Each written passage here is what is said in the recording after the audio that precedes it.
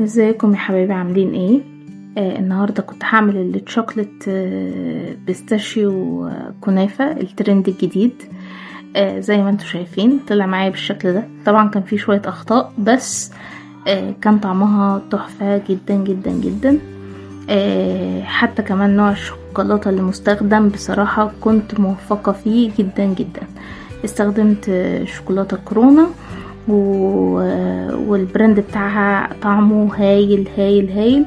وعملت صوص البيستاشيو في البيت، وكان عندي شوية فستق استخدمتهم، وهقول لكم بعد كده ازاي نعمل صوص البيستاشيو في البيت. جبت ورق زبدة واخترت القوالب، وحطيت ورق الزبدة في القالب. برضو القوالب برضو كان في شوية اخطاء فيها، كان ممكن اختار القالب الاوسع، كان هيدي شكل الشوكولاتة افضل، شكل البار بتاع الشوكولات كان هيبقى شكله افضل. اخترت القوالب وبدأت بقى ان انا احطهم اجهزهم. وبعدين جهزت بقى الكنافة، حطيت الكنافة على الطاسة وحطيت معلقتين سمنة بلدي. بصراحة السمنة البلدي هي اللي ودت طعم الكنافة في حتة تانية، وخلت ريحتها مختلف تماما، كأني باكل حلويات شرقية بالظبط، من غير حتى ما اضيفها لسه للشوكليت. بدأت بقى ان انا هقلب حبة حبة، وبعد كده لحد ما تدخل في اللون الاحمر وتتحمر تماما.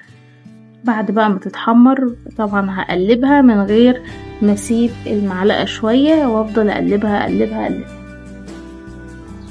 هقلبها لحد ما تدخل في اللون الاحمر اللي هتشوفوه بعد شوية في الطبق وانا بخلطها. وهتشوفوا لونها بقى مدي اللون الذهبي المحمر ازاي.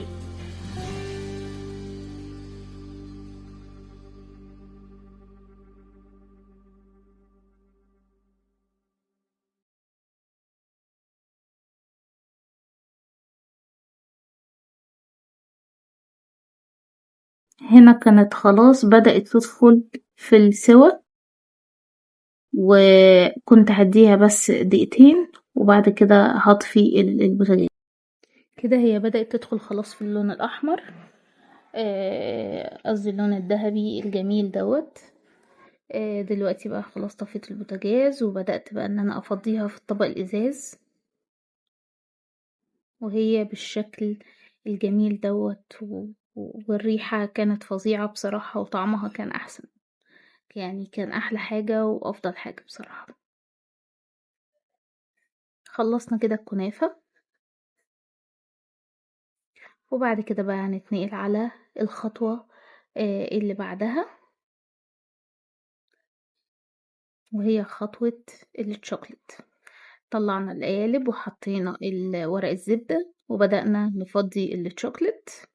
يا ريت الناس اللي هتبدأ تعمل الوصفة دي يا ريت تخلي الشوكليت سايلة اكتر، بحيث ان هي احنا ما نحتاجش معلقة عشان نفردها، لا تبقى سايلة لدرجة ان هي تقدر تتفرد في الطبق بسهولة.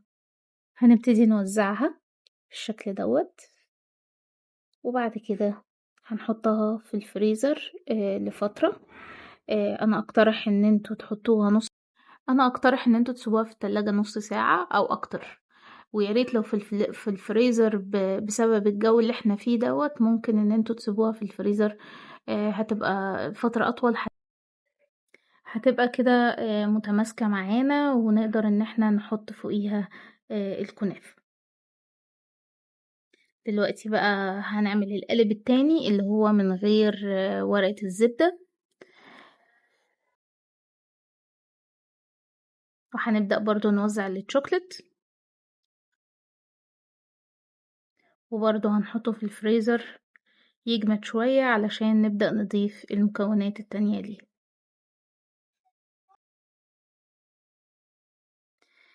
كده بقى هنحضر الكنافة مع صوص البيستاشيو أو صوص الفستق. هنحط الكنافة في طبق أكبر شوية، وبعد كده هنفضي فوقيها الفستق. الصوص دوت على فكرة طريقة تحضيره سهلة جدا، وممكن في البيت تعملي كميات من غير ما تحتاجي ان انتي تجيبي صوص بمبالغ كبيرة، لا ممكن بحبة فستق او تمن فستق حتى، ممكن ان انتي تعملي كميات كبيرة جدا من الصوص دوت، وبيبقى حلو جدا علشان تقدري تعملي بيه الحلويات. بنخلط المكونات كويس جدا، وحطينا فوقيهم حبة سكر بودرة، لان لقيت ان المكونات مش مسكرة قوي، فحطيت سكر البودرة دوت علشان يحسن طعم السكر فيه، ويبقى سكره متوازن ويبقى كويس مع الشوكولاتة اللي هتتحط. بنخلط كويس علشان نوزع الصوص البيستاشيو كويس.